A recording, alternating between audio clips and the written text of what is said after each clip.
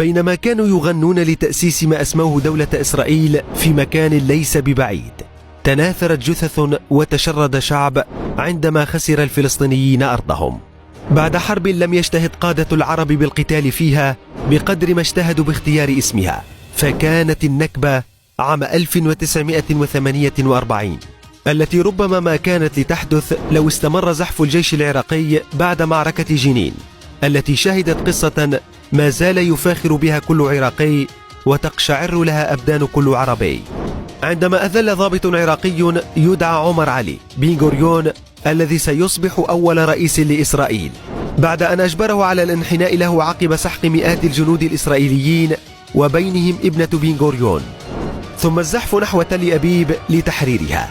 لكن أمرا مريبا صدر للعراقيين بوقف التقدم والانتظار حتى سقوط فلسطين بأيدي اليهود. فماذا حدث؟ ومن هو اللواء عمر علي الذي احتفلت إسرائيل بمقتله بعد 26 عاما من النكبة حتى وجهت أصابع اتهام للموساد بتصفيته والانتقام منه؟ من ملفات النكبة تخرج قصة اللواء العراقي عمر علي.